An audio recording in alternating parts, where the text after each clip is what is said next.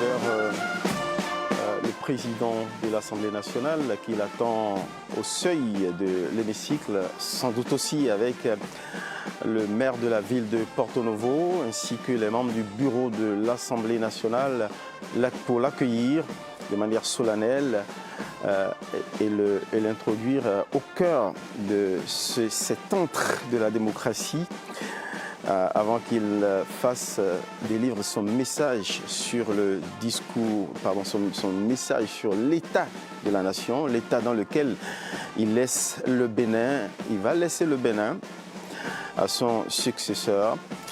On va analyser avec nos invités sur ce plateau les avancées, mais également les défis. On en entrevoit certains déjà à l'aune de ce que nous observons, c'est ce qu'on a commencé par faire. On va embrayer et bien décrypter l'exercice que le chef de l'État lui-même fera de son inventaire, de l'inventaire de son programme d'action gouvernementale. On va le faire ici, juste après son exercice, que déjà on estime, parce que c'est l'ultime qu'on estime plus long que d'ordinaire. C'est quand même à la limite 10 ans d'action, d'offres de services publics. Voilà, le président, les deux hommes d'État, les deux hommes de personnalité qui se congratulent dans une atmosphère détendue. Le moment s'y prête.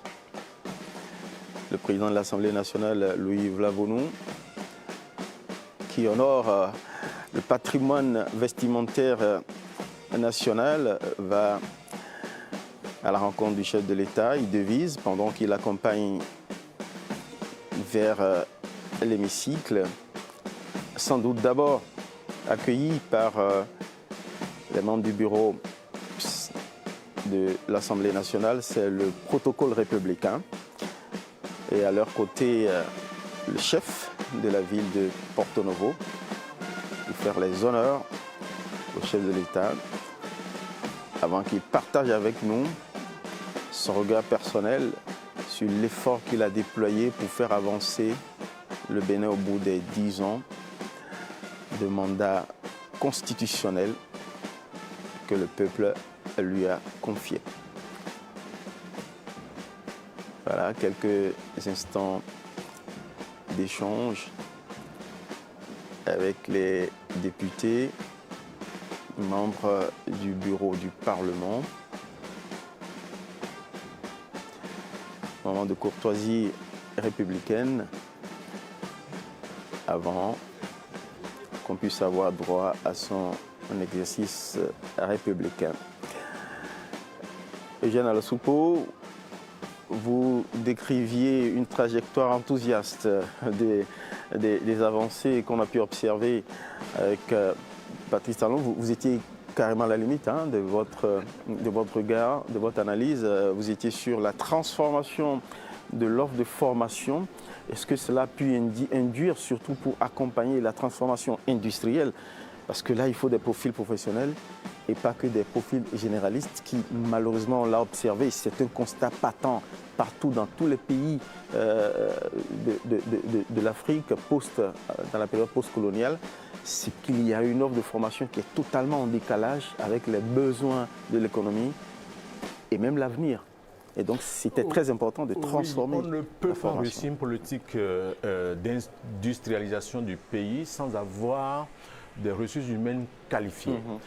Vous savez, ce qui s'est passé à la GDZ, c'est que le gouvernement du Bénin, bien qu'en offrant des possibilités, des facilités à des investisseurs, a interdit qu'ils reviennent au pays avec leurs ouvriers, les ouvriers de leur pays. Conséquence, il fallait travailler sur les ressources humaines existantes. Et c'est ça ce qui en fait. Il y a ce qu'on appelle, les spécialistes de l'Agence nationale pour l'emploi appellent des capacitations.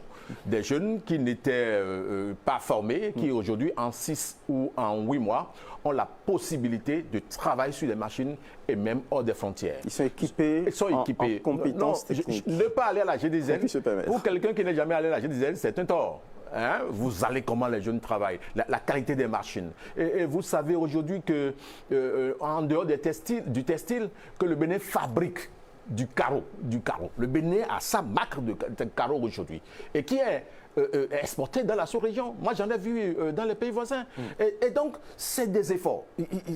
On n'avait jamais cru à ça.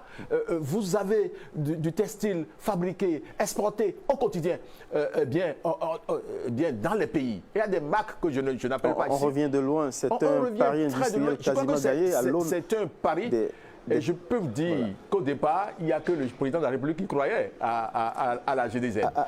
Parce que les grosses structures internationales avaient refusé. Des tentatives industrielles au Bénin. Oui, et ça, c'est du réussi. Il y avait d'autres pays qui avaient tenté ça avant le Bénin et qui n'ont pas pu réussir comme le Bénin. Ils font leur petit bonhomme du chemin, ce n'est pas autant explosif et patent comme le Bénin. Je crois que c'est des cas qu'il faut... le Conseil des ministres a parlé d'une autre zone dans le plateau qui sera érigé. Je crois que si on a 2 à 3 pôles comme ça à l'intérieur du pays, les années à venir... Et dans l'implantation, le choix de l'implantation n'est pas totalement anodin puisque ça va être adossé, cette zone industrielle au Nigeria. Directement au Nigeria. Formidable marché économique. C'est une très bonne initiative. Alors, puisque nous parlons des projets sociaux, je pense que la création de l'Agence nationale du foncier est une marche forte qui impacte le social. Vous savez, il était très difficile en tant qu'acquéreur. Vous, avec vos petits moyens, vous faites des prêts à la banque, vous cotisez pour acheter un lopin de terre qu'on vient vous discuter après, qu'on vient vous arracher.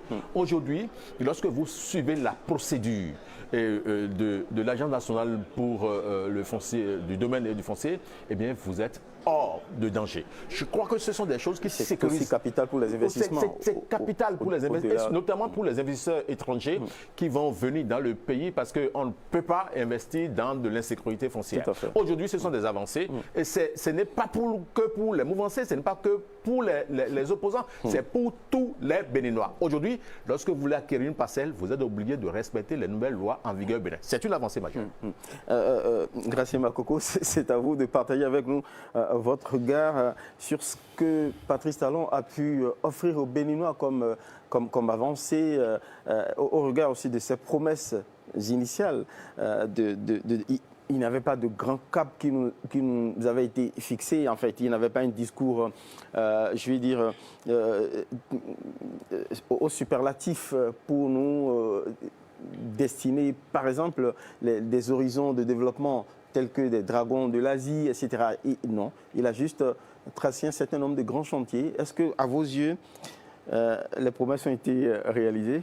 Non, je dois vous dire que si on doit résumer en une seule phrase le bilan du président Patrice Talon, il faut dire qu'en dehors de la démocratie électorale et quelques questions de liberté publique, le président Patrice Talon, en 10 ans, a réussi sur tous les plans.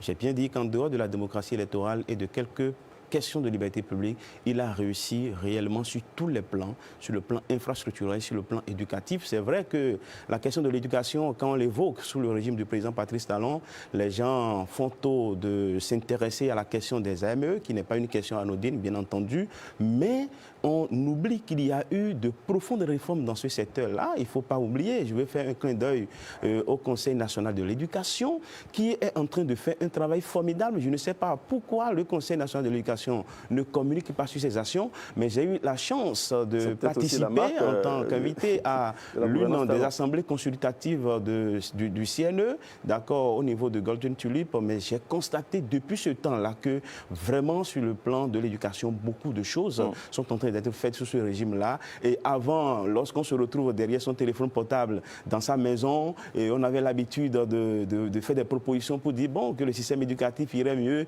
si on faisait ça. Nous-mêmes, moi-même, du moins avec une équipe, on s'est retrouvé à l'intérieur du CREJ, qui est une structure de réflexion. Nous sommes dirigés vers le CNE et on est parti avec quelques projets, mais lorsqu'on a pris contact avec ce qui se faisait, on a vu que ce que nous on a proposé, les gens ont déjà dépassé ce niveau-là et il y avait beaucoup de choses qui se font au niveau du secteur de l'éducation. En dehors de ça, le CNE incarne une sorte de gouvernance rationnelle. Tout à fait. Et je me rappelle, visionnaire, ça en fait, ce n'est pas une confidence, je me rappelle du sentiment de l'état d'âme de l'actuel ministre de l'Enseignement supérieur et de la recherche scientifique, que je salue au passage, Mme Eleonore Yahi, lorsque, lors de l'Assemblée consultative de 2023, le Conseil a décidé à ce que des résolutions soient appliquées avant même la rentrée qui a suivi. Je me rappelle, la ministre dit « Ah, quand même c'est trop, mais on fera l'effort ». Vous comprenez que les gens sont sous pression et qu'il y a un travail fondamental qui est en train d'être fait. Ça,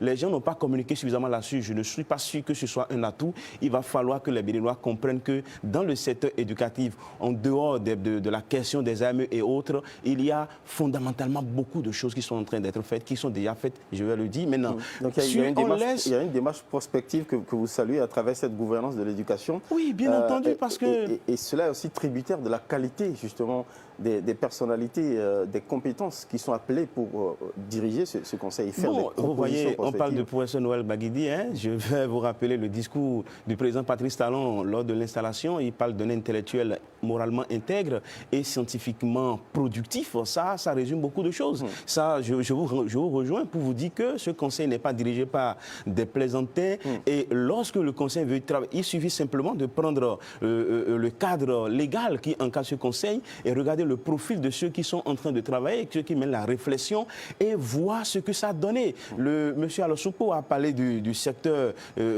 professionnel, on a parlé des lycées, mais je pense que c'est une petite goutte dans une grande mer parce que beaucoup de choses ont été effectuées en ce qui concerne la gouvernance administrative des écoles, la gouvernance financière des écoles. Il y a eu beaucoup d'avancées dans ce sens-là. Et là, je suis sûr qu'on ne pourra pas résumer, d'accord, sur un plateau de télévision dans un délai trop fermé tout ce qui a été fait sur le plan éducatif. Mais malheureusement, la population voit simplement le salaire des AME. Ce n'est pas une question qu'on peut banaliser, c'est sans doute vrai, mais je vais dire qu'au-delà de ça, il y a quand même beaucoup de choses qui ont été effectuées. Mais quand je laisse le secteur de l'éducation, on va revenir sur les défis, parce que même dans tous les secteurs, il y a des défis à relever. Moi, j'ai travaillé sur la création des juridictions nouvelles sous le président Patrice Talon, notamment la CRIET.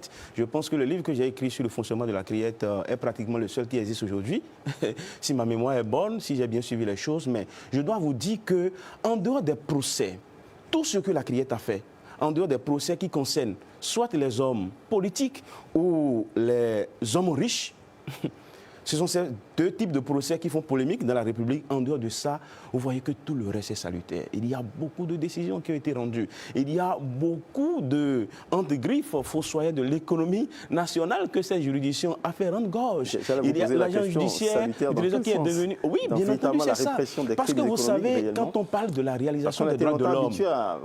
à l'impunité. Tout à fait. Parce que quand on parle de la réalisation des droits de l'homme, il y a une catégorie de droits de l'homme qu'on appelle les droits de l'homme de la deuxième génération. Ce sont des droits qui ne peuvent pas être réalisés sans un investissement massif de la part de l'État. Les droits sociaux, les droits économiques, etc. Vous voyez, et lorsque vous êtes dans un pays qui est gangréné par la corruption, comme on le connaissait dans cette République, l'État, la corruption met l'État en incapacité financière de réaliser les droits de la deuxième génération. Et quand vous voyez une institution comme la CRIET, au-delà des griefs, et j'ai mentionné, j'ai été très clair pour dire, c'est des griefs concernant les procès qui sont liés aux hommes politiques et aux hommes riches de ce pays, ça c'est un autre débat, mais en dehors de ça, sur le terrain de la lutte contre la corruption, sur le terrain vous voyez la question de la cybercriminalité, vous n'imaginez pas l'impact que ça produit sur une société, la jeunesse d'une société, lorsque vous voyez, d'accord, les gens se dépenser de l'argent gratuit, emprunter les chemins de raccourci, vous ne voyez pas le degré de corruption des mœurs. Il y a un impact négatif énorme, et lorsqu'on est conscient de cela, on ne peut que saluer le travail que cette juridiction a été battu sous le régime du président Patrice Talon parce qu'il n'y a pas la CRIET sans la volonté du président Patrice Talon. Aujourd'hui, avec cette juridiction, il y a eu des députés qui ont été jugés, il y a eu des ministres qui ont été jugés, et donc c'est un peu comme une manière, je le dis, une technique pour contourner le verrou de la Haute Cour de justice qui ne nous permettait pas, d'accord, d'amener nos gouvernants à rendre compte. Et ça, je pense que c'est à saluer. C'est sa mission. Bien entendu, c'est vraiment des réformes institutionnelles dans le pays. Ça, il faut le dire. Vous avez vu la Cour spéciale des affaires foncières. Vous savez, le Bénin a un problème du foncier, un problème terrible. Avant, il y a la diaspora béninoise. Les gens se retrouvent en France, en Belgique, aux États-Unis, en Allemagne. Ils envoient de l'argent pour qu'on leur achète de terre ici. Mais finalement, c'est de l'escroquerie. Les gens ne retrouvent plus leurs biens immobiliers. Mais aujourd'hui, l'installation de cette cour et également les réformes qui ont été abordées déjà par M. Alosokpo, on voit que nous sommes entrés dans une ère de sécurisation du foncier au Bénin. Et ça, ce n'est pas forcément, ce n'est pas seulement pour les investisseurs étrangers, c'est d'abord pour nous autres Béninois. Les Béninois qui se retrouvent à l'étranger aujourd'hui, c'est quand même un système qui leur permet d'avoir un peu plus confiance d'accord, dans ce domaine du foncier-là. Il y a un aspect que je voudrais aborder.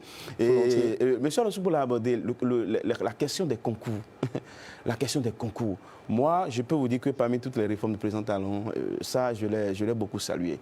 Il y a plein de magistrats aujourd'hui qui ne seront jamais devenus magistrats si on n'a pas un système transparent d'organisation des concours. Parce qu'avant, on a observé que si vous n'avez pas des millions, vous ne pouvez pas accéder aux fonctions publiques. Si vous n'avez pas des gens qui sont haut perchés, vous n'êtes pas ami d'un ministre. On a connu un Bénin. Et ça, je suis d'accord avec le président Patrice Talon lorsqu'il parle de passé honteux. Il ne faut pas avoir froid aux yeux, il faut être direct, il faut dire les choses clairement. On a vu dans ce pays l'enfant d'un homme haut perché qui vit en France et qui est admis à 2 concours différents organisés le même jour et à différents endroits. Et pas forcément parce que le concours a été organisé en ligne. Non, pas du tout. Le concours n'est pas organisé en ligne, il n'est pas sur le territoire national et il réussit, d'accord, pour 2 concours organisés le même jour à 2 endroits différents. Vous convenez avec moi que ça, il s'agit d'un passé honteux, un passé tellement honteux. Et avec l'avènement du régime de la rupture, on a constaté qu'il n'y a plus de concours frauduleux au Bénin. En 10 ans, tout le monde est d'accord sur cette question. Il y a une unanimité qui ne dit pas son nom. Qu'on soit opposant, qu'on soit mouvancier, nous savons que désormais au Bénin, les concours sont sans fraude. Et ça, c'est une avancée majeure. Et il faut le saluer, il faut le reconnaître. Et j'ai commencé par dire le président Patrice Talon, en matière d'infrastructure, là, il ne faut plus perdre le temps pour faire le point, parce que ça se voit. Il y a une artiste qui dit, je fais allusion à M. Gigi Lapino, qui dit on n'a plus besoin de parler parce que les faits sont là et tout le monde est en train de voir ce qui se fait dans ce Bénin-là sur le plan infrastructurel. Il ne faut pas oublier la réforme dans le secteur de la santé. Je vous arrête pas. Oui, je vous relance sur les réformes dans le secteur de la santé pour que vous partagiez avec nous votre regard. Je rappelle juste aux téléspectateurs, à ceux qui nous ont rejoints à ce moment précis, que nous sommes en train, Bénin TV, en train d'accompagner l'exercice républicain du message sur l'état de la nation du chef de l'État devant le Parlement, dont on voit déjà d'ailleurs les images à l'antenne. Cette image nous indique avec le décorum qui est installé, le protocole tout autour voilà, de la chaire du président de l'Assemblée nationale, où il va monter tout à l'heure pour lancer eh bien, cette séquence cérémonielle républicaine, que c'est imminent. Le chef de l'État va sans doute aux frontières. On est déjà carrément à 10 heures. Voilà. Il est fort aussi que dans les secondes qui viennent, le chef de l'État fasse son entrée dans ce Parlement. Ben voilà, c'est exactement comme je l'ai dit. On entend le protocole de l'Assemblée nationale qui prend la main. Le président de l'Assemblée nationale va contrôler le quorum et s'assurer que la majorité et Monsieur le Président de l'Assemblée nationale.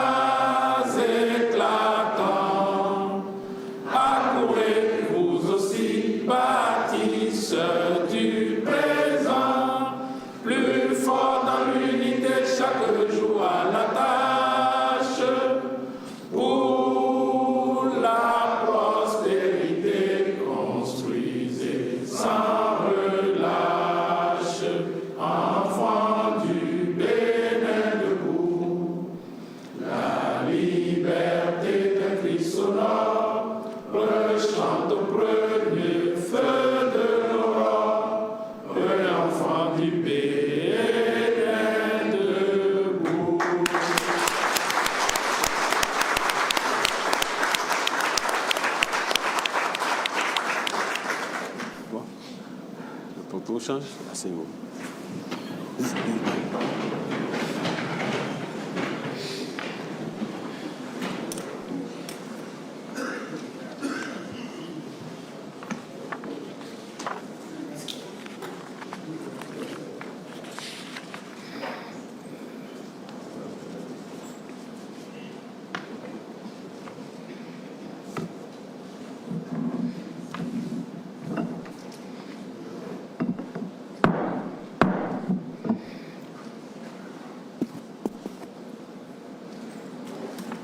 La séance, ça ne marche pas. La séance est reprise.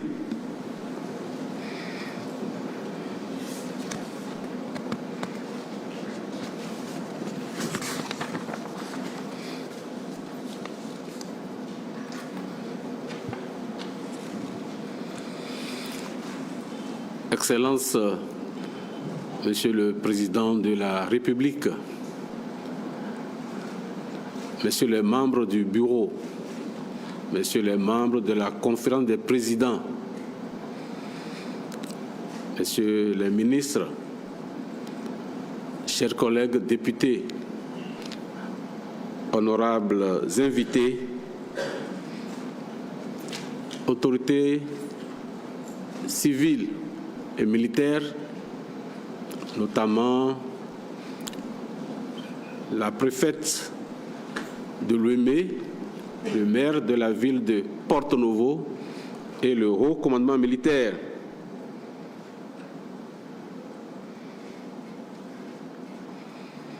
Conformément à l'article 72 de la Constitution, nous voici réunis pour écouter le message du chef de l'État sur l'état de la nation.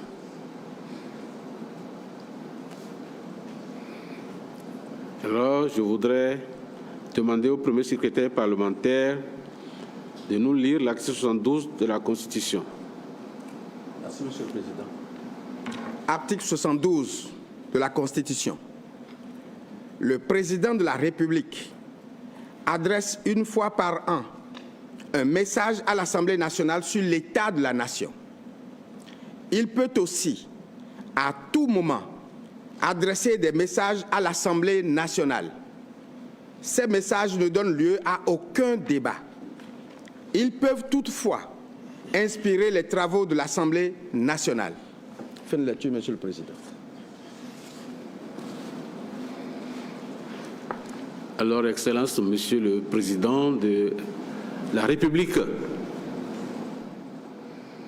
au nom de la représentation nationale et en mon nom personnel, je vous souhaite encore la bienvenue en ces lieux chargés de symboles et où, avec régularité, d'une horloge qui vous caractérise et vous honore, vous venez pour la 10e fois consécutive délivrer votre traditionnel message sur l'état de la nation. Respectant ainsi et de façon scrupuleuse les prescriptions de l'article 72 de la Constitution qu'on vient de nous lire. Cependant, au regard du contexte national, marqué notamment par les douloureux et regrettables événements du 7 décembre dernier, qui ont créé tant de frayeur et suscité tant d'indignation à travers le pays, voire au-delà, d'une part, et les grandes mutations en cours au plan politique et institutionnel, d'autre part.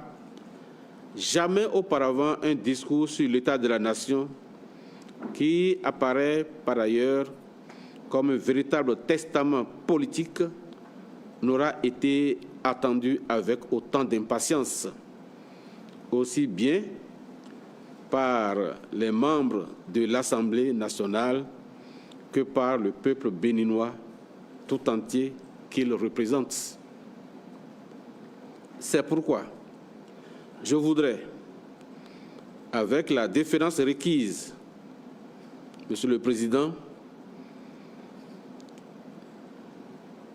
de bien vouloir prendre la place à cette tribune qui vous est si familière pour nous délivrer cet ultime message qui, j'en suis convaincu, saura renforcer la foi des uns et des autres en l'avenir de notre commune patrie, le Bénin. Mais avant de vous inviter, là, je voudrais quand même dire quelque chose qui vous caractérise et qui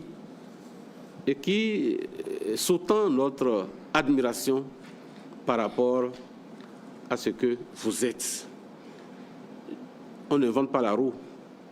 Donc je vais tirer ça quand même des écrits d'un Sud-Africain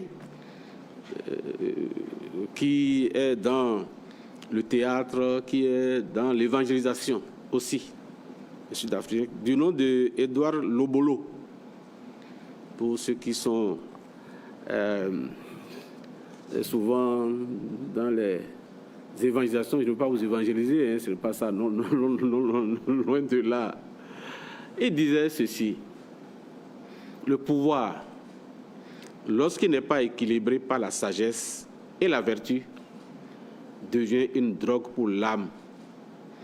Il séduit, enivre et enferme celui qui le détient dans l'illusion d'une toute-puissance. Mais plus il s'accroche, plus il s'éloigne de l'humanité qu'il devrait servir. Petit commentaire, vous ne vous êtes pas accroché à cela. Et c'est un point pour vous. Et il continue. L'histoire de l'humanité nous renseigne que rares sont ceux qui acceptent de déposer volontairement le fardeau du pouvoir, car l'orgueil et la peur de redevenir simple mortel lient les mains du dirigeant insensé. Ça vous caractérise, puisque vous ne vous accrochez pas à ça, puisque vous voulez faire partie des rares qui ne veulent pas s'accrocher au pouvoir, de peur de redevenir un simple mortel.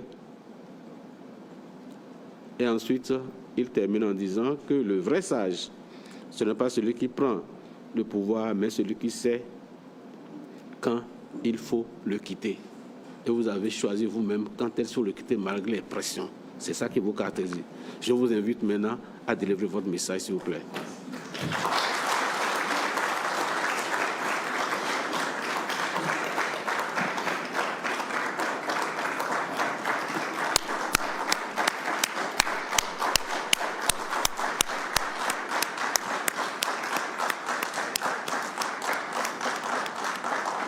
Merci.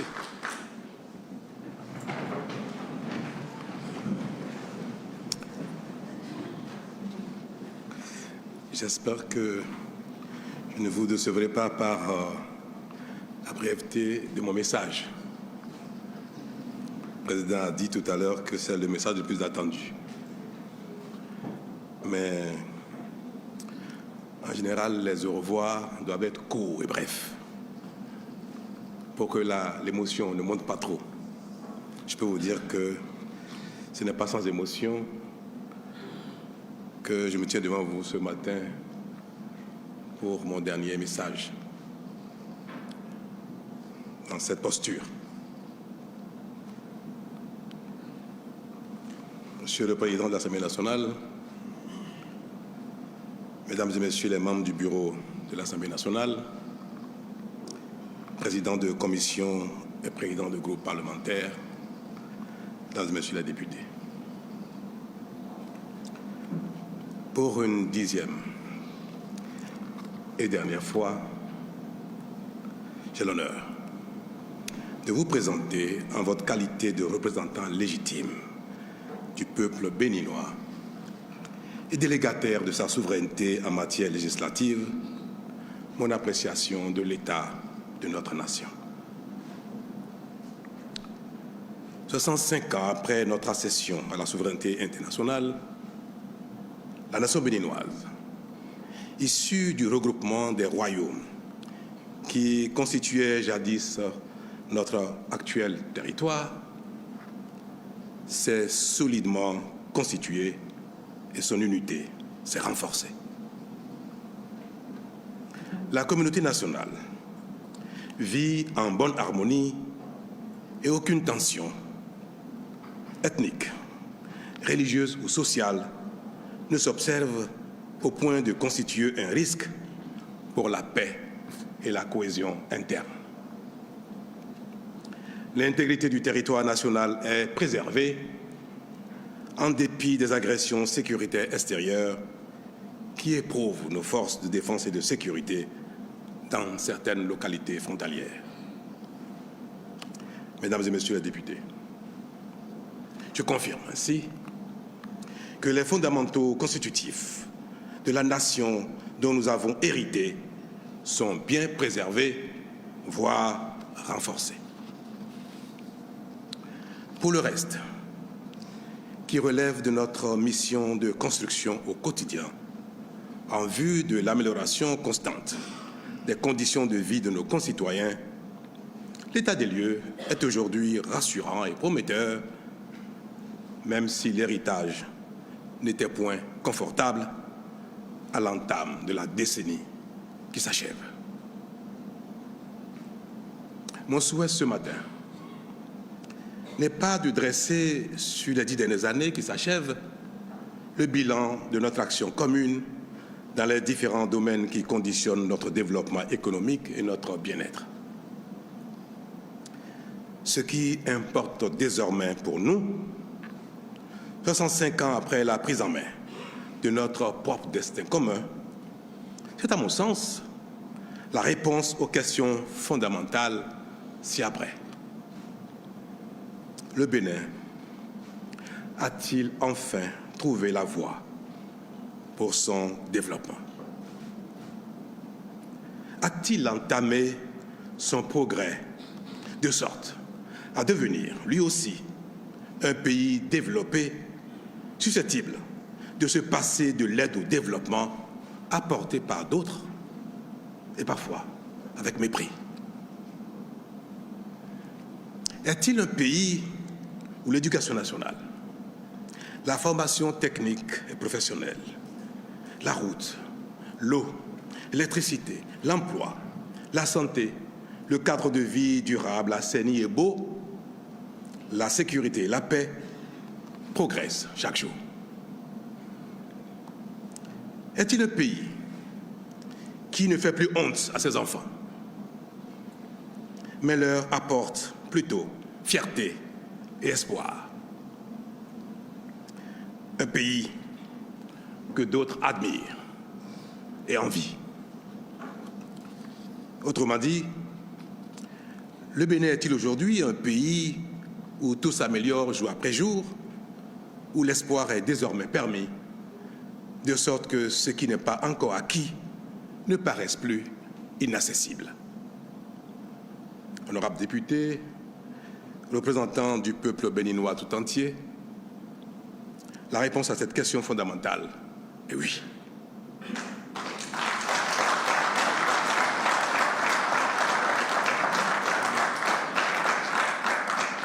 En effet, depuis bientôt 10 ans, le Bénin a entamé sa mutation et les signes de notre progrès sont visibles par tous. Le miracle, c'est notre nouvel état d'esprit. Il nous fait opérer les changements les plus inespérés. Il nous fait progresser et chacun accepte désormais de consentir les sacrifices et les efforts nécessaires. Il nous rend admirables et suscite la jalousie de certains.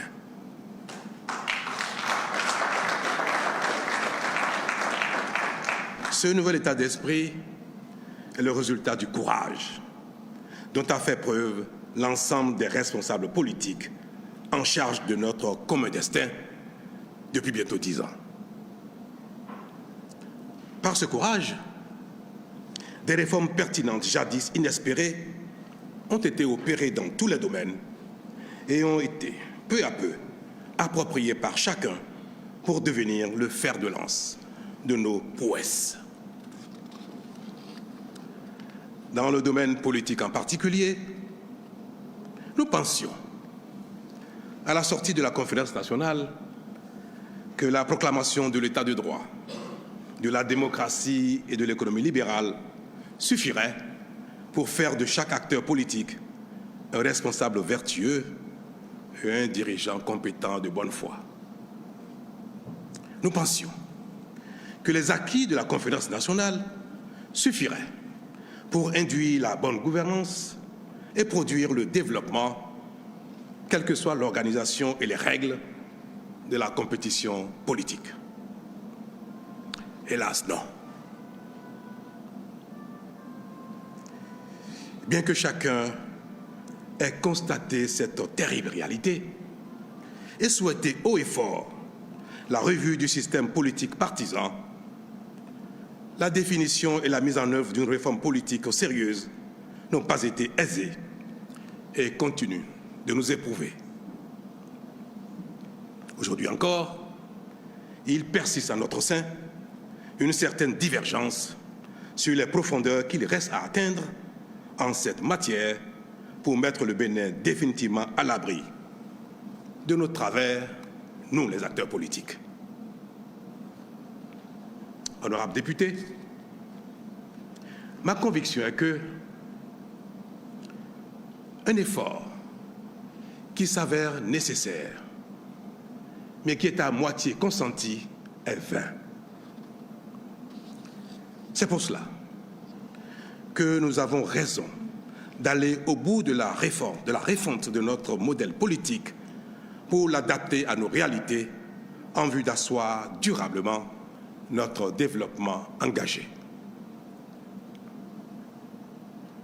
Vous prenant à témoin, honorables députés, j'ai la conviction que les différentes réformes que nous avons opérées depuis, qu'il s'agisse de celles intervenues en 2018, 2019, 2024 jusqu'à la toute dernière, datant d'1 mois à peine, nous permettront véritablement et définitivement de mettre la démocratie au service du développement de nos concitoyens et non au service exclusif des acteurs politiques.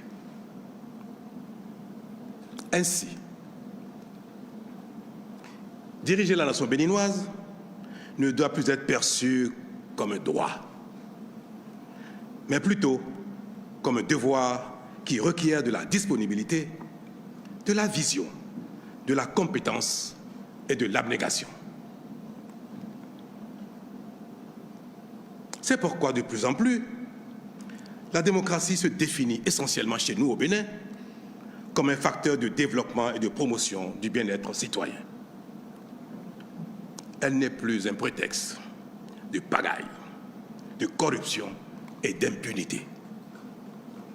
Au Bénin,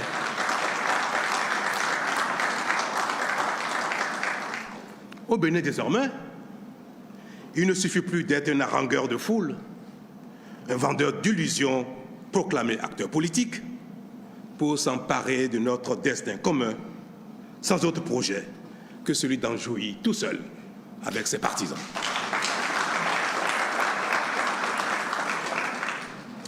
Pour nous diriger au Bénin, nous protéger, assurer notre développement et notre bien-être, il faut en être capable et le mériter politiquement. Être acteur politique ne confère plus aucun droit. Il n'astreint qu'à des devoirs et à l'humilité, voire à l'effacement et même au sacrifice de soi.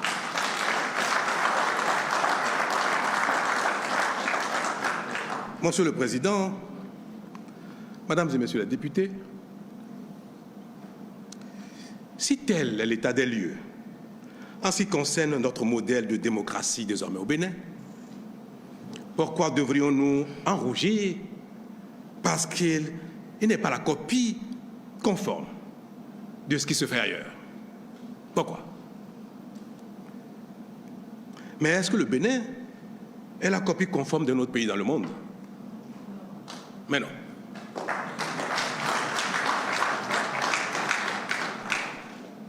Nous sommes désormais une grande nation qui se construit jour après jour et notre modèle sociopolitique est en pleine mutation pour asseoir et renforcer notre dynamique de développement.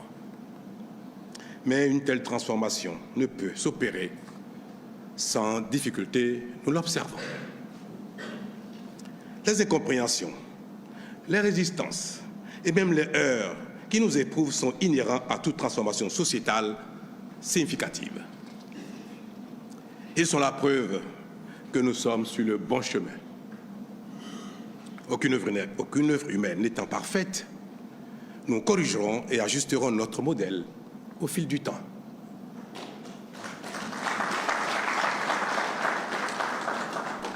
À cet effet, chaque génération devra apporter à la nation éternelle sa part d'innovation et de génie constructif, ainsi que son courage pour empêcher coûte que coûte les nostalgiques rétrogrades et les marginaux d'arrêter le progrès.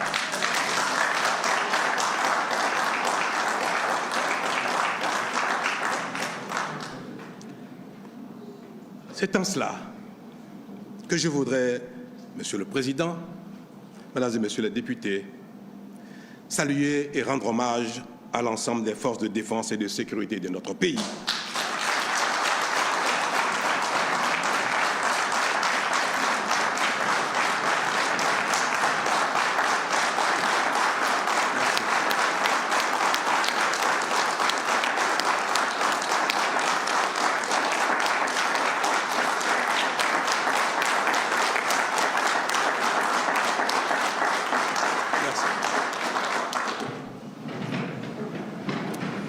Pour leur bravoure, leur loyauté à la République face à l'attaque perpétuée le dimanche 7 décembre 2025 contre la nation béninoise par des marginaux insensés, manipulés par quelques compatriotes en quête de privilèges perdus, ainsi que certaines autorités politiques et militaires étrangères. Je salue la mémoire de ceux d'entre nous qui y ont perdu la vie et adresse à leurs familles et proches, au nom du peuple béninois tout entier, nos sincères condoléances. Aussi, voudrais-je, en mon nom personnel et au nom de la nation tout entière, exprimer notre fierté et notre reconnaissance à l'égard de tous les corps d'armée, toutes les garnisons du territoire, tout le commandement militaire, la police républicaine et son commandement, qui tous, sans aucune défection, se sont mobilisés spontanément et immédiatement pour défendre la patrie, refusant de prêter main forte aux assaillants et se mettant à la disposition de l'État.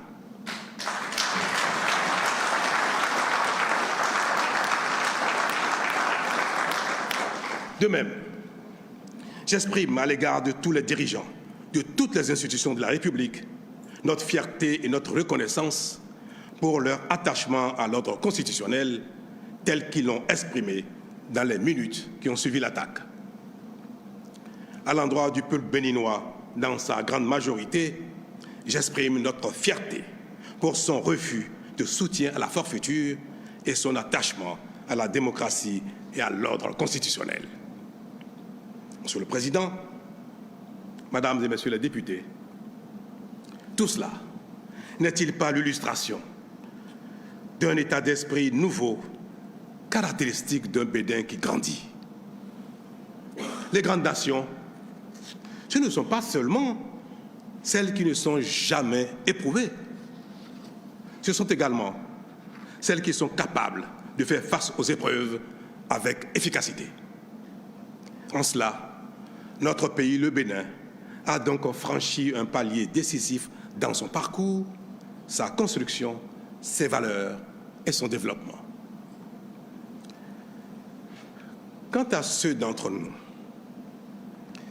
qui restent désespérément accrochés à notre passé révolu ou qui peinent à s'arrimer à la dynamique en cours, je prie le ciel de leur accorder la clairvoyance, l'altruisme et l'humilité nécessaires à leur ralliement afin que leur frustration, justifiée ou non, cesse de nous diviser. Car notre Bénin commun restera éternellement notre maison commune.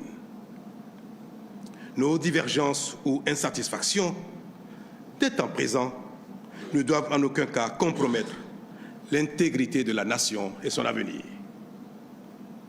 Les élus mal aimés d'aujourd'hui passeront. Et ceux de demain ne manqueront pas de corriger les erreurs commises et de remédier aux insuffisances. Que chaque citoyen béninois accepte donc de venir boucher de ses doigts les trous de la jarre trouée afin qu'elle abonde de richesses pour nos enfants et petits-enfants. C'est bien le symbole de ces lieux, Monsieur le Président. Mesdames et Messieurs les députés, pour ce qui restera en ce qui concerne ma dernière apparition ici, à cette tribune, permettez-moi de vous exprimer, à vous parlementaires de la 9e législature, à vos prédécesseurs des 8e et 7e législatures, ma profonde gratitude pour votre disponibilité permanente, votre amabilité, votre bienveillance, votre collaboration républicaine, correctrice et combien efficace, qui m'ont permis d'accomplir, durant ces 2 mandats, selon mes compétences, la noble mission que m'a chargé le peuple béninois, dont m'a chargé, le peuple béninois, depuis donc bientôt 10 ans. Vous prenant encore une fois à témoin, je voudrais exprimer à toutes les Béninoises et à tous les Béninois de l'intérieur et de l'extérieur, de tous les âges et de toutes conditions, ma reconnaissance infinie pour l'honneur et la confiance qu'ils m'ont fait en me confiant durant 2 mandats successifs le destin, la direction de notre beau et grand pays. Je veux leur dire que j'ai pris et gardé tout le long des 2 mandats la mesure de leur attente, que j'ai donné le meilleur de moi-même, jour et nuit, avec bonne foi et abnégation, pour être à la hauteur de leur confiance. Je veux leur dire aussi que j'ai le regret de ne pas avoir tout réussi. Mais je veux, surtout et davantage leur dire, alors que la fin de ma mission est toute proche, que j'ai la certitude qu'ensemble, nous avons accompli de grandes choses, dont certaines nous paraissaient même impossibles. Je veux enfin leur dire que surtout, notre état d'esprit a considérablement changé. Que désormais, plus rien ne nous est impossible. Que le Bénin a véritablement et définitivement trouvé son chemin pour se développer enfin et offrir peu à peu à chacun le bien-être légitimement attendu et qui est de plus en plus espéré, mais qui est désormais à notre portée. Le développement, le bien-être attendu depuis tant de temps par tous, Monsieur le Président, Mesdames et Messieurs les députés, ce bien-être, il est désormais à notre portée et nous cheminons chaque jour ensemble pour le conquérir. Monsieur le Président de l'Assemblée nationale, honorable député, bientôt, de nouveaux conseils communaux prendront le relais dans nos communes. une nouvelle législature succédera à la présente, ici, à Porto-Novo. Un nouveau président de la République prendra les rênes du Bénin. Tous ces changements qui s'annoncent matérialisent la dynamique de la vie et sont le symbole du renouvellement inéluctable, gage d'espérance et de progrès. Les élections générales, qui à cet effet se préparent, seront paisibles et sereines, parce que chacun, quelle que soit son appréciation et son appartenance, aura compris que le seul véritable enjeu, c'est le Bénin.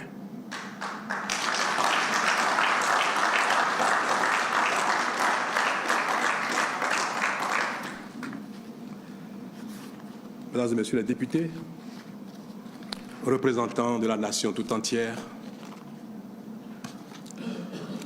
par vous, à travers vous, et vous prenez encore à témoin, je voudrais dire à tous, aux Béninois et Béninoises, de l'intérieur et de l'extérieur,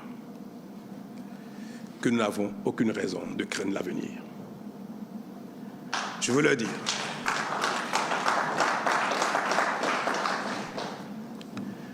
que nous avons trouvé notre chemin. Je veux le répéter. Je veux leur demander de faire confiance au Bénin, de faire confiance aux générations successives, désormais actives pour notre bien commun, pour notre développement. Je veux leur dire, n'ayons aucune crainte. L'âme du Bénin veillera et le meilleur est à venir.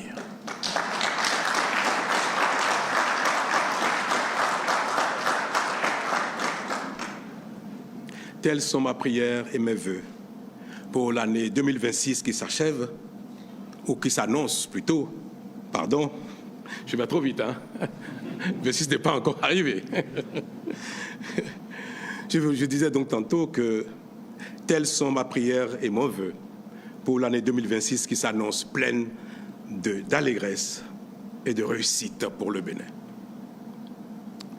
Puisse-t-elle apporter à chacun et à chacune la bonne santé, la prospérité, la patience, le patriotisme, l'amour de soi et de l'autre, ainsi que la joie de vivre. Mesdames et messieurs, vous aurez compris que l'émotion m'a étreint.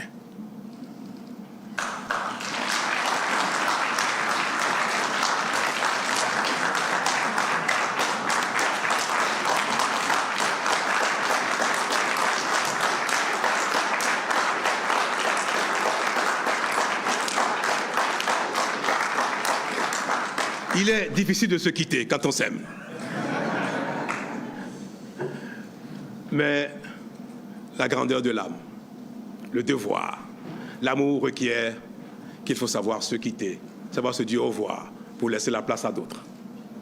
Je voudrais vous souhaiter à vous, à tout le monde, que bientôt, ceux qui viendront ici ou celui qui viendra ici à ma place, vous entretenir sur l'état de la nation, vous donne le sentiment que les choses s'améliorent, que le Bénin continue son chemin et que le meilleur va se goûter de plus en plus par les uns les autres. Je voudrais que dans les rues de Cotonou ou chez moi, ou dans un café, ou dans un bar, ou chez des amis, en regardant le prochain faire son discours de l'état de la nation, je voudrais constater que dans tel ou tel domaine, les choses ont avancé, sont allées encore beaucoup plus loin que ce que nous avons fait ensemble. Je voudrais que l'âme du Bénin y veille. J'ai confiance. Et je vous invite à avoir autant confiance en notre destin commun, en notre capacité de développement, d'abnégation, d'effort. Et je prie le ciel de nous exaucer.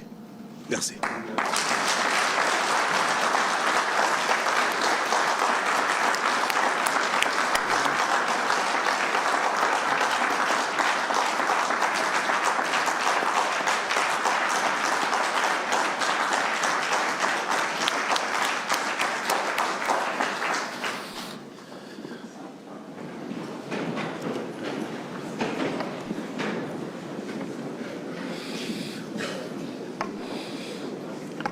Voilà.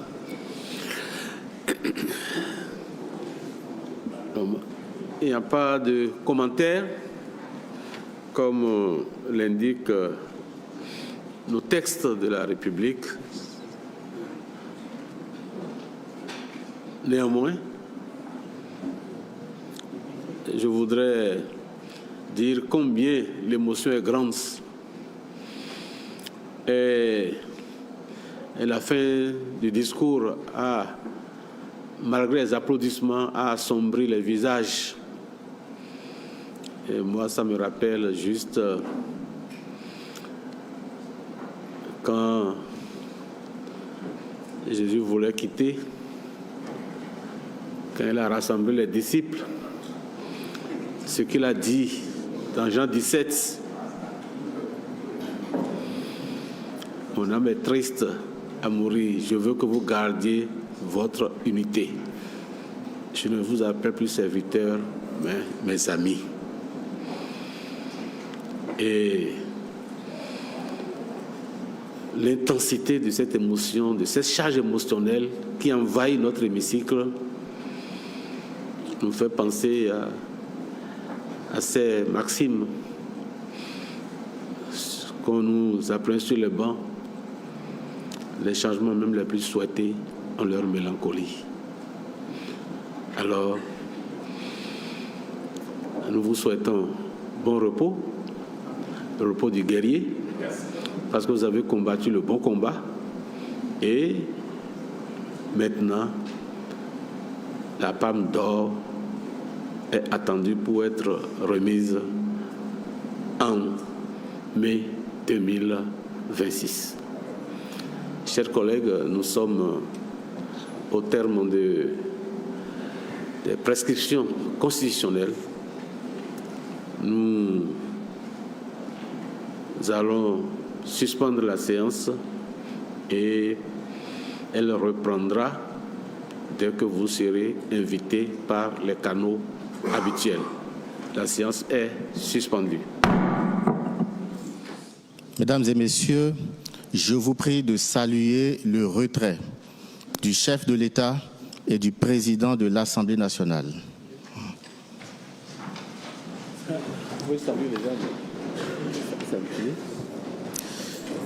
Mesdames et messieurs, veuillez vous rasseoir s'il vous plaît.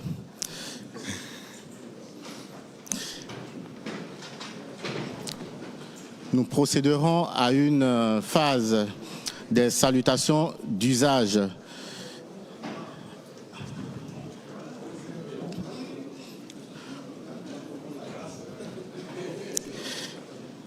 Voilà. Je voudrais inviter, s'il vous plaît, mesdames et messieurs,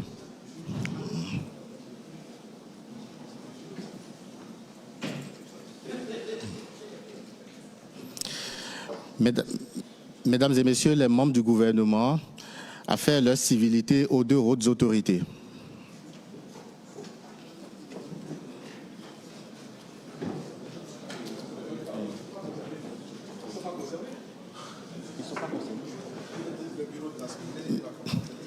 Madame et messieurs les membres du bureau de l'Assemblée, s'il vous plaît.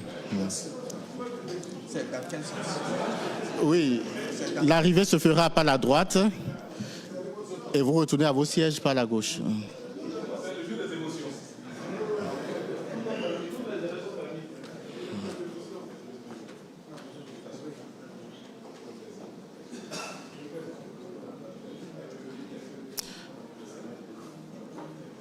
Messieurs les présidents de groupes parlementaires et des commissions permanentes, s'il vous plaît.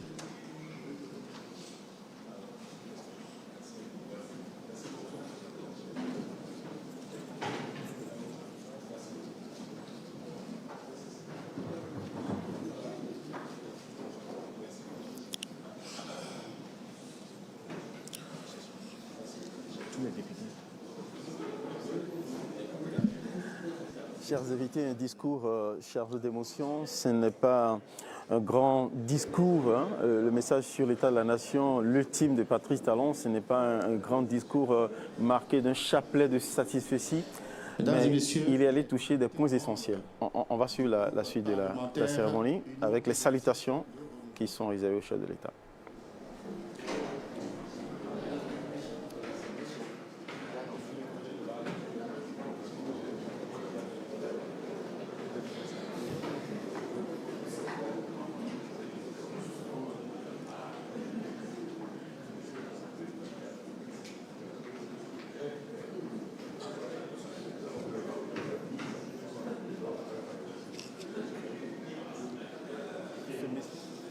Voilà.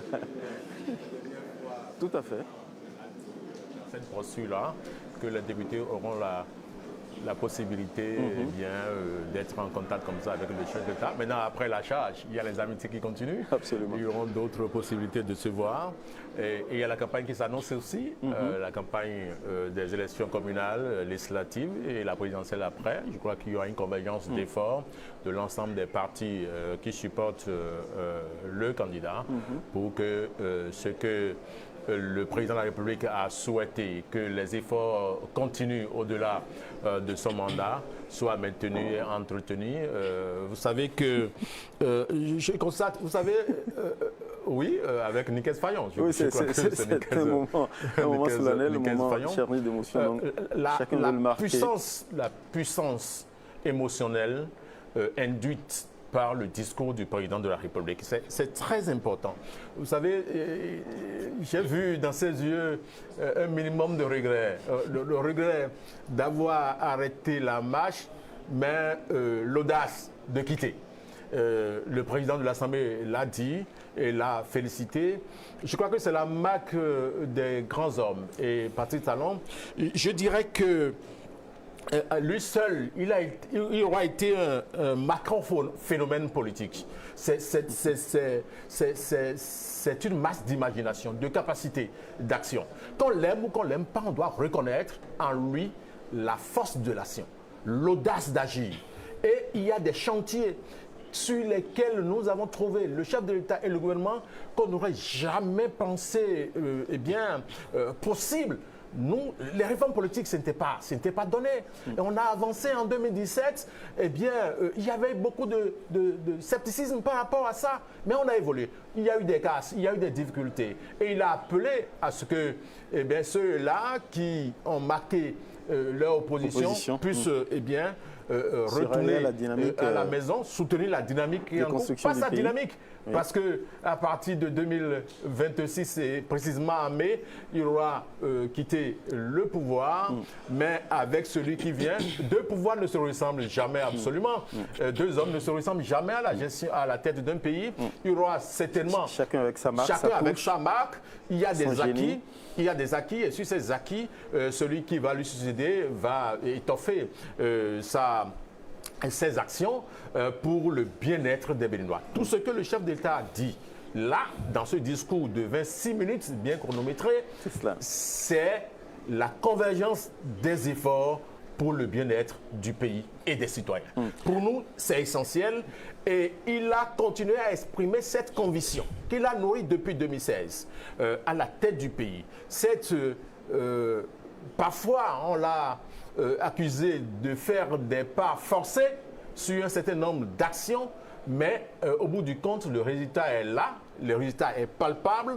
Il y en a qui sont contre, il y en a qui sont pour, mais pour l'essentiel, aujourd'hui, au bilan... Au cœur des actions, quoique clivantes, parce que en fait, tout le monde, on ne peut pas plaire à tout le monde. Non, tout le monde ne peut pas adhérer à même dans votre propre famille, vous ne pouvez pas plaire à tout le monde. À une inflexion, une inclinaison qu'on imprime à l'action publique, à l'offre de gouvernance publique, tout le monde ne peut pas être d'accord. Mais il y a une marge d'humilité dans ce discours-là. Je considère que le plus important, il y a une question essentielle qu'il faut se poser à chaque fois. Est-ce que le pays en sort grandi? Est-ce que l'intérêt général est sauvegardé? Est-ce que l'avenir est préservé? Et après, autour des dissensions, Patrice Talon appelle en toute humilité à ce que tous les filles et fils du pays, à l'image du symbole justement unioniste de l'Assemblée nationale, d'ailleurs qui a été sacralisé au sortir de la conférence nationale, qu'il y ait des élans collectifs pour qu'ensemble on corrige les marges d'erreur pour avancer ensemble. Et lui-même l'a reconnu qu'il pourrait y avoir des erreurs. Et ces erreurs-là seront certainement corrigées par celui qui va lui succéder. Gratien Makoko, le président de l'Assemblée nationale avait annoncé comme une sorte d'attente, de soif à entendre ce message, cet ultime message sur l'état de la nation de Patrice Talon comme une sorte de testament politique. Est-ce que vous avez senti des accents dans ce message-là comme une sorte de testament politique? Et si c'est le cas, qu'est-ce que vous avez retenu? Qu'est-ce que vous avez retenu? Monsieur Solovo, je vous remercie beaucoup. Il faut dire que au su de ce discours, bien sûr, ce discours du président Patrice Talon, j'ai retenu généralement ces 4 à 5 points. D'accord. Le dernier point, c'est la note d'espoir, son invitation à l'endroit de tous les fils et de toutes les filles de ce Bénin de croire à la grande destinée de ce pays, de se mettre ensemble en dépit des divergences. Ça, c'est sa note finale, l'invitation fondamentale qu'il a adressée à l'endroit de tous les citoyens et de toutes les citoyennes béninois. Mais alors, les 4 autres points sur lesquels je peux structurer son discours, c'est d'abord le problème le plus grave et le plus important du Bénin selon lui. J'ai lu à travers le discours du président Patrice Talon que selon lui, le plus grand problème du pays, c'est l'échiquier politique, ce sont les hommes politiques. Il a essayé d'adopter une posture très semblable, à celle de Ronald Reagan, un ancien président américain qui disait que le gouvernement n'est pas la solution aux problèmes, l'homme politique n'est pas la solution à nos problèmes, qu'ils sont en réalité les problèmes. Je suis en train de constater que le président Patrice Talon est en train de nous dire qu'en réalité, le plus gros problème du Bénin, ce sont ces hommes politiques. Et à la base de ce problème diagnostiqué, il a posé une vision claire de son action. Il a essayé de décliner le postulat idéologique de sa gouvernance, à savoir, d'accord, mettre la démocratie au service du développement exclusivement. Et il a essayé de proposer une nouvelle définition de la démocratie qui m'a intéressé en tant que juriste. Il a bien dit que la démocratie est un facteur de progrès pour le bien-être citoyen. Ça, c'est la vision de l'homme, c'est sa manière de percevoir. Il ne voit pas seulement la démocratie dans le sens de l'exercice infructueux des libertés publiques, dans le sens de l'exercice infructueux des droits de l'homme, mais plutôt une démocratie qui n'empêche pas d'aller au progrès infrastructurel, d'aller au progrès sur le plan sanitaire, d'aller au progrès sur le plan éducatif, etc. Il veut, et lui, en tant que président Patrice Talon, a estimé que la meilleure forme de démocratie, c'est celle qui constitue un facteur pour le progrès et le bien-être citoyen. Ça, c'est vrai qu'on aurait voulu, d'accord, une démocratie un peu plus englobante qui intègre également la dignité humaine.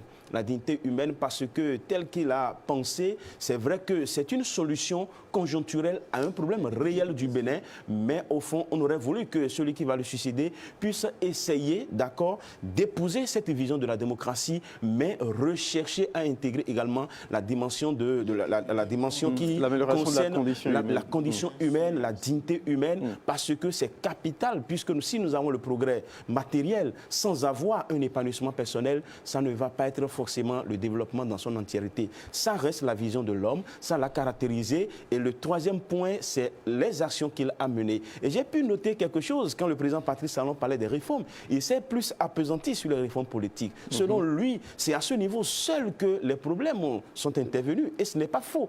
Parce que quand nous prenons le secteur de la santé, la réforme dans le secteur de la santé, au début, les gens n'y croyaient pas, mais à un moment donné, nous avons vu le bien fondé, la suppression du droit de grève, d'accord, dans le domaine de la santé. En tant que juriste, on n'était pas d'accord. Mais avec le temps, nous nous sommes dit, est-ce que la vie humaine doit être un objet de marchandage? Et petit à petit, on l'a compris, le retrait du droit de grève aux magistrats. C'est vrai que jusqu'à aujourd'hui, je reste pas d'accord par rapport à cela, mais on a vu quand même que ça a eu des vertus dans le secteur de l'éducation. Des services publics essentiels. Tout à fait. Donc, utiles aux citoyens. Ce sont des choses que les Béninois ont fini par comprendre. Donc, ils ont fini par adhérer à ça. Mais ce qui concerne plus précisément les réformes politiques, la question reste posée. La question reste posée parce que c'est sa manière de voir le monde, sa manière de voir l'action publique, la marche des pays qui l'a amené entre griffes à factoriser ou à mettre en parenthèse certaines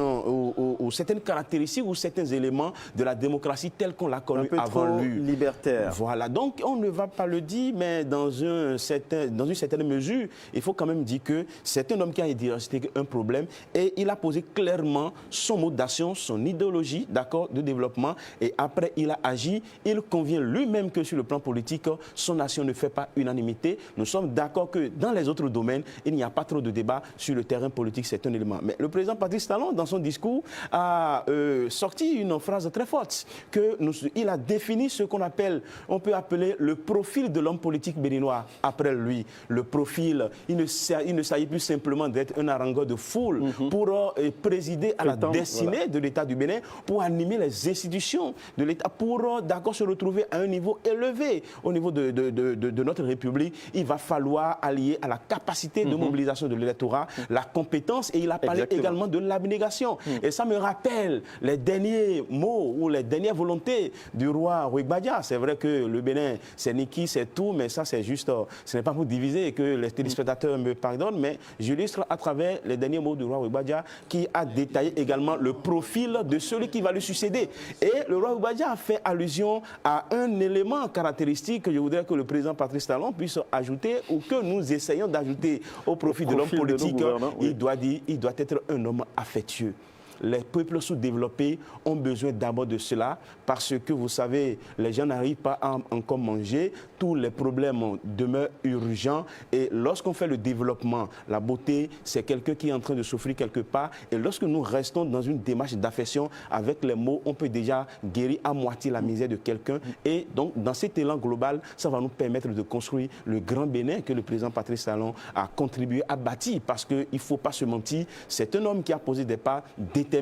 On avait commencé par les lister à l'entame de nos propos sur ce plateau, mais on ne cessera jamais de tout citer parce que vraiment, il faut le dire, c'est un homme. Son passage à la tête de l'État du Bénin n'a pas été sans impact, et ça a été sans impact avec des impacts significatifs, des impacts profonds. Il a fait allusion à ce qu'on appelle l'état d'esprit. L'état d'esprit du Béninois, c'est capital. Aujourd'hui, il y a une sorte de peur, d'accord, de dilapider les ressources de l'État. Parce que si vous le faites, le statut de député ne vous protège plus. Le statut de ministre ne vous protège plus. C'est cela ce qu'il a pu apporter fondamentalement. Et ça, il faut le dire, ce qui peut nous inspirer un peu de la distance, c'est lorsque le président disait que l'homme politique au Bénin, désormais, n'a plus de droits, il n'a plus de devoirs. Bon, ça, il y a un peu... On comprend, tout à fait, parce que si je me souviens, en tant que jeune béninois, que les salaires politiques demeurent les plus importants du pays, on se dit que est-ce que totalement ils sont sans droit? Ils sont avec droit, des droits énormes.